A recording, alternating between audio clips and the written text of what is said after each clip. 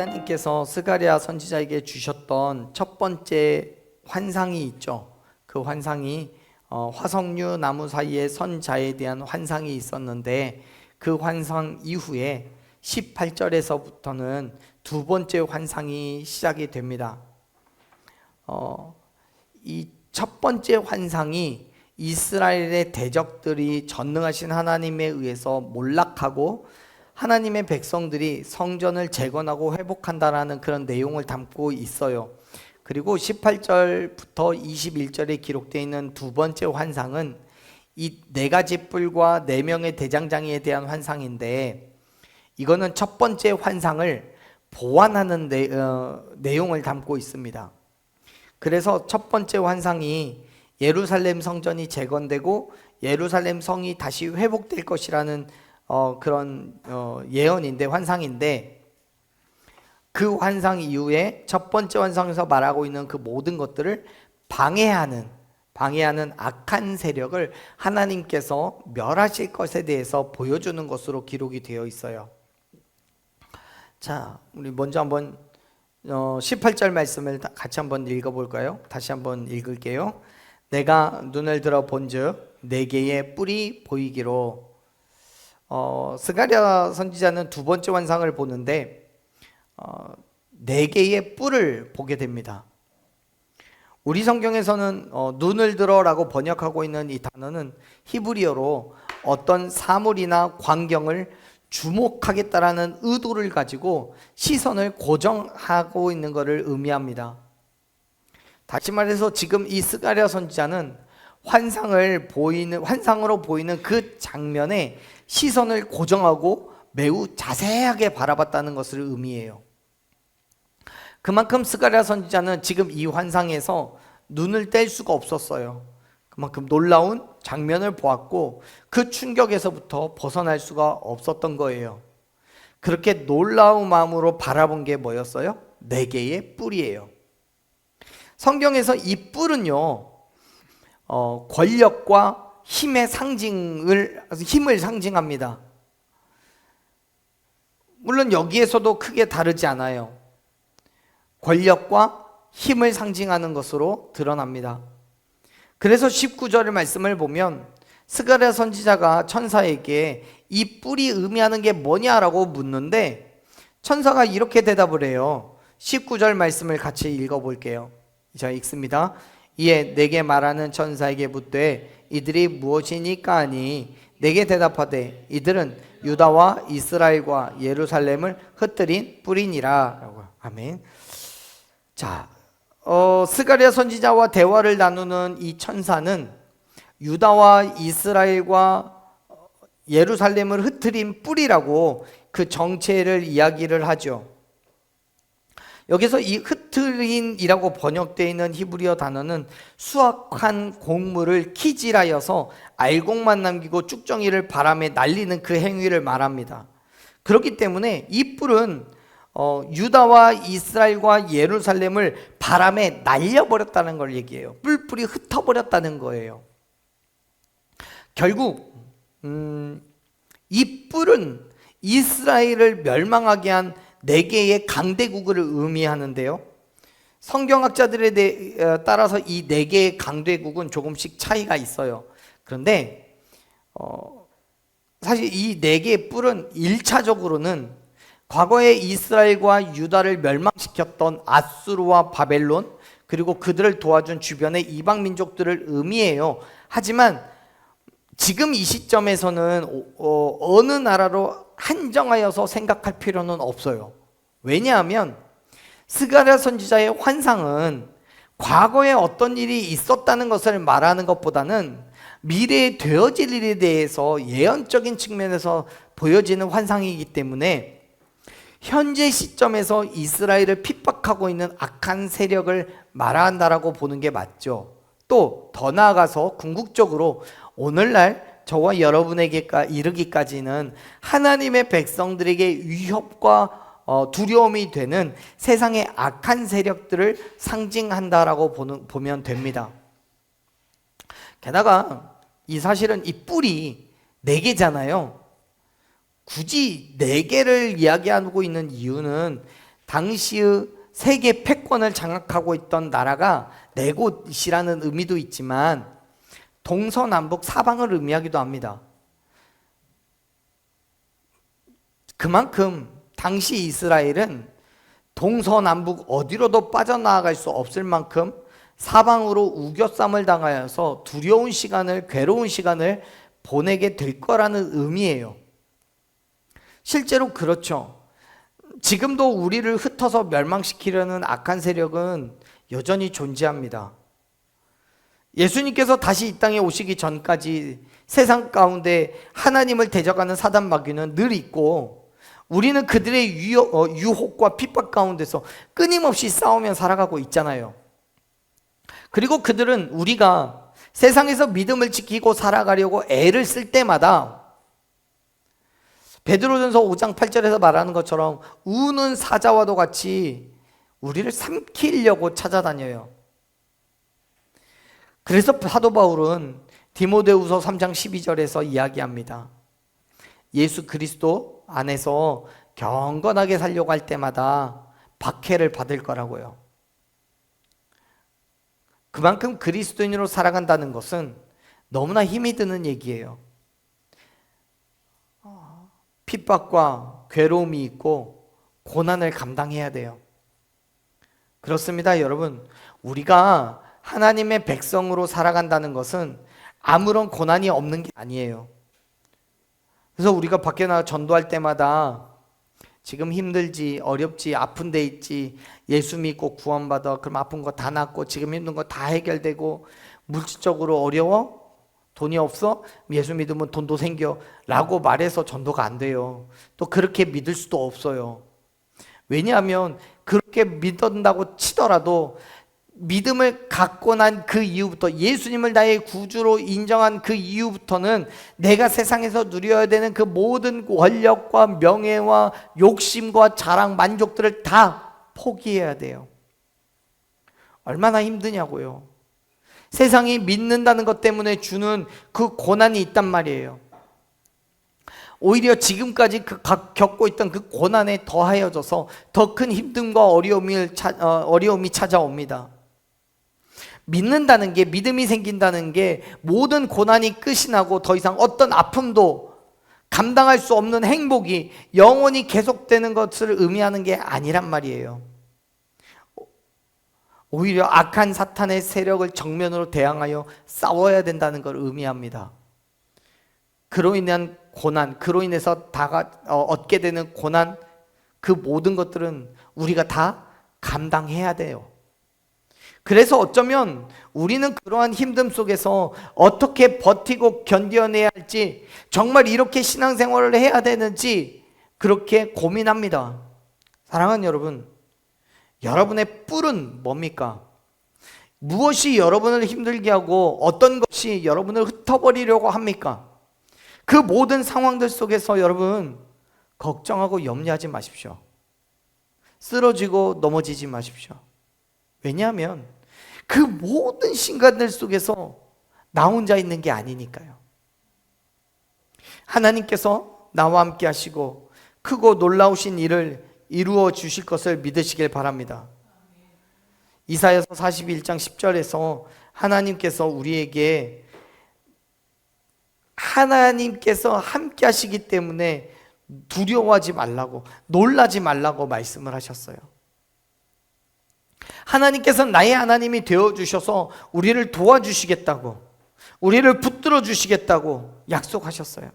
우리가 그 약속을 믿을 때, 우리가 신뢰하며 나아갈 때 전능하신 하나님이, 또 모든 능력과 권세를 가지신 하나님께서 나의 하나님이 되어주심으로 말미암아 세상의 어떤 위협 가운데서도 반드시 이기고 승리하게 될 것을 믿으시길 바랍니다. 그렇기 때문에 사랑하는 여러분, 우리가 살아가는 모든 순간들을 우리와 함께 하시는 하나님께 맡겨놓고 믿음으로 나아가야 되는 거예요. 흔들리지 않는 믿음으로 하나님께서 행하실 그 일들을 기대하면서 지금 우리에게 다가오는 모든 상황들을 참아내고 견뎌내는 저와 여러분이 되기를 간절히 축원합니다. 자, 보세요. 20절에서 하나님께서는 이렇게 말씀하셨어요. 20절 읽어볼게요. 그때에 여호와께서 대장장이 4명을 내게 보이시기로. 아멘. 하나님께서는 스가랴 선지자에게 4개의 뿔을 보여주시면서 하나님의 백성들에게 주어지는 핍박과 환난을 말씀하시지만 그것으로 끝나지 않아요. 만약 하나님께서 그렇게만 말씀하시고 모든 이야기가 끝이 났다면 우린 소망이 없죠. 왜요? 고난과 고통만 정말 죽으라고 당하다가 끝나니까 아무런 의미가 없죠. 아픔만 당할 게 뻔하죠. 하지만 여러분, 하나님께서는 4명의 대장장이를 보여주셨어요. 사실 성경에서 말씀하는 이 대장장이는 우리가 이미 알고 있는 것처럼 철이나 금속을 다루어서 필요한 물건을 만들어내는 그러한 직업을 가진 사람을 의미하는 게 아니에요. 히브리어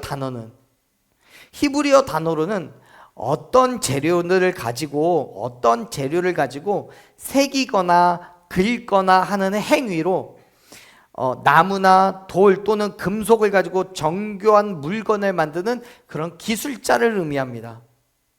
즉 대장장이는 금속을 다루는 사람이라면 지금 히브리어로서의 이 대장장이는 금속뿐만이 아니라 돌이나 나무나 모든 재료를 가지고 만드는 기술자를 의미해요. 지금 하나님께서 이 대장장이를 보여주신 것은 이들을 통해서 이 뿔을, 우리에게 힘듦과 고난을 주는, 그 고통을 주는 그 뿔을 박살내시겠다는 거예요. 자, 보세요. 21절 말씀 같이 읽어볼게요. 내가 말하되 그들이 뭐하러 왔나이까 하니 대답하여 이르시되 그 뿔들이 유다를 흩뜨려서 사람들이 능히 머리를 들지 못하게 하니 이 대장장이들이 와서 그것들을 두렵게 하고 이전의 뿔들을 들어 유다 땅을 흩뜨린 여러 나라의 뿔들을 떨어뜨리려 하느니라 하시더라. 아멘. 하나님께서 이 대장장이들에게 뿔을 제압하라는 임무를 주신 거예요. 그래서 그들은 뿔들의 두려움이 될 거래요. 그 뿔들을 땅에 떨어뜨리게 될 거라고 말씀하시잖아요. 여러분 21절의 말씀을 자세히 보면 4개의 뿔들, 즉 3개의 열강들은 큰 강대국들은 하나님의 백성들을 철저하게 무너뜨렸어요. 끊임없이 압제하고 착취해서 굴복시켰어요. 북이스라엘과 남유대를 멸망시켰잖아요. 머리를 들지 못하게 했어요. 여러분 머리를 들지 못하게 했다는 말의 의미가 뭐냐면 머리를 완전히 땅에 댄다라는 거예요. 그 철저한 복종과 굴복을 상징하는 거예요. 힘이 없는 무력한 존재는 강한 자에게 굴종하지 않으면 생명을 지킬 수가 없죠. 그래서 살기 위해서 하나님의 백성들도 머리를 들지 못했던 거예요. 하나님의 백성들이 그러한 핍박과 괴로움 가운데서 벗어날 수가 없었어요. 왜요? 그들은 인간적으로 보면 힘이 없으니까, 능력이 없으니까요. 하지만 결국 하나님의 백성들이 승리를 하고 그들을 압제하던 자들이 패망하게 될 거예요. 왜요? 하나님께서 4명의 대장장이를 보내셔서 그 뿔들을 공포에 떨게 하고 땅에 던져 파괴할 것이기 때문에요. 21절에서 대장장이들이 오면 4개의 뿔들은 두려워할 거라고 말씀하셨습니다. 이거는 이스라엘을 핍박하던 강대국들을 하나님께서 그의 군대로 심판하실 거라는 의미예요. 그런데 그것은 당시 시대뿐만 아니라 종말론적으로 하나님께서 최후의 심판을 통해 이 땅의 모든 악한 세력을 영원히 꺾어 놓으실 거라는 약속의 말씀이라는 것을 여러분 믿으시길 바랍니다. 그래요. 사랑하는 여러분, 지금 당장은 세상 가운데서 우리가 끊임없이 핍박과 조롱을 당하며 지는 것처럼 보일지 몰라요. 우리의 연약함으로 인해서 악한 세력에 질 수 있어요. 사단 마귀의 유혹과 시험에 넘어질 수도 있어요. 본래 마귀는 우리의 가장 약한 부분을 집요하게 공격해서 패배감을 심어주고 스스로 좌절하게 만들어요. 그래서 넘어뜨리게 하려는 거예요. 하지만 사랑하는 여러분, 나는 할 수 없고 힘과 능력이 없어서 패배할 수 있지만 그것은 긴 싸움 가운데의 일부분뿐인 거예요. 결코 우리는 영원히 패하지 않음을 믿으시길 바랍니다. 우리는 궁극적으로 승리를 얻게 될 거예요. 이런 거예요. 지금 러시아와 우크라이나가 전쟁을 하고 있지만 그 싸움이 단 한 번으로 끝난 게 아니잖아요. 지금 몇 년 동안 그 싸움을 지속하고 있잖아요. 수십 번, 수백 번의 전투가 나라 이곳 저곳에서 벌어집니다. 그리고 그 싸움 중에서 어느 곳에서는 또 어떤 때는 우크라이나가 이기기도 하지만 또 어떤 곳에서는 러시아가 이기기도 해요. 여러분, 우리가 살아가는 인생이라는 시간 속에서도 우리도 끊임없이 사탄 마귀와 싸우는 거예요. 그 싸움 중에서 어느 땐 하나님께서 역사하셔서 내가 이기기도 하지만 또 어느 땐 마귀가 이길 수도 있어요. 여러분, 근데 그게 끝이 아니라는 거예요. 마귀가 한 번 이겼다고, 두 번, 세 번 이겼다고 그게 끝이 아니라는 거예요. 내가 이긴 것처럼 보인다고 해서 그것도 끝이 아니라는 거예요. 우리의 최종적인 결과, 우리의 이 싸움의 승리는 언제 나와요? 그래요. 우리가 죽든지 아니면 예수님께서 다시 오시든지 그 둘 중에 하나가 이루어지면 최종적인 결과가 나오는 거예요. 그 결과에서 우리가 뭐 해야 돼요? 승리해야 되는 거예요. 사랑하는 여러분, 우리는 절대로 지지 않습니다. 우리의 힘과 능력이 되시는 하나님께서 저와 여러분 가운데 함께하고 계시기 때문입니다. 할렐루야. 우리는 그 사실을 믿기 때문에 지금은 졌을지 몰라도, 어제는 졌을지 몰라도 내일은 이기겠다고, 우리의 인생의 종착역에 갔을 때에는 반드시 그 승리가 우리에게 있을 거라고 우리는 확신하는 거예요.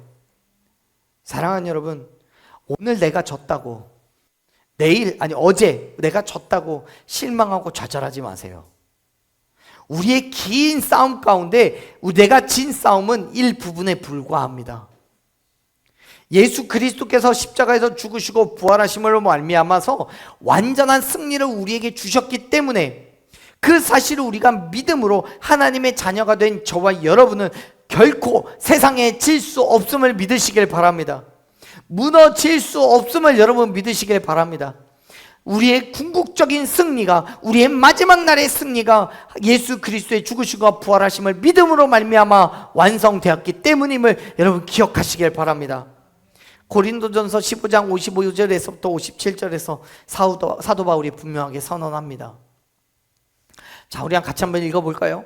사망아, 너의 승리가 어디 있느냐? 사망아, 내가 쏘는 것이 어디 있느냐? 사망이 쏘는 것은 죄요, 죄의 권능은 율법이라. 우리 주 예수 그리스도로 말미암아 우리에게 승리를 주시는 하나님께 감사한다. 여기서 말하는 이 사망이 사탄이 주는 거예요. 그가 승리하는 것처럼 보일 거예요. 결국 하나님께서는 예수 그리스도로 인하여서 우리에게 승리를 주신다라고 지금 선언하고 있잖아요. 그렇습니다. 사랑하는 여러분, 우리가 세상에서 죽임을 당하고 핍박과 고난을 당할지라도 예수 그리스도로 인하여서 넉넉히 이기고 남음이 있음을 믿으시길 바랍니다. 하나님께서 저와 여러분을 반드시 승리하게 하실 줄로 믿습니다. 아멘. 그러니까 그 믿음으로 모든 일에 기도와 간구로 하나님께서 행하실 일을 기대하며 나아가시기를 바라요. 지금 내게 주어진 일들, 힘들고 어려워도 참아내고 견뎌내며 온전한 믿음의 삶을 결단하시길 바랍니다. 하나님께서 저와 여러분을 통해서 크고 놀라운 일을 행하실 줄로 믿어요. 그런데 여러분, 여기에서 우리가 잊지 말아야 될 지점이 하나가 있어요. 하나님께서 보내신 4명의 대장장이는 분명히 4개의 뿔을 꺾고 파괴할 거예요. 하지만 그것이 전부라고 한다면 여러분, 굳이 왜 대장장이를 보내실까요? 뿔을 꺾을 수 있는 게 대장장이밖에 없나요? 뿔을 무너뜨릴 수 있는 건 대장장이밖에 없을까요? 삼손 같은 장수를 보내셔도 할 수 있는 거 아닐까요? 근데 왜 굳이 대장장이를 보내셨을까요? 앞에서도 언급했지만 우리 성경에는 대장장이로 번역하고 있는 이 히브리어 단어는 어떠한 물건을 정교하게 만드는 기술자라는 의미를 가지고 있어요. 그 의미를 오늘 말씀에 대입해서 생각을 해본다면, 하나님께서는 그 뿔들을 가공하여서 정교한 물건을 만드시려는 의도를 가지고 계셨다라고 볼 수 있어요. 무슨 말이냐면, 그 뿔들을 도구로 삼아서 하나님의 백성들의 유익을 얻고자 하시는 거예요. 그 뿔들이 한 일이 뭐예요?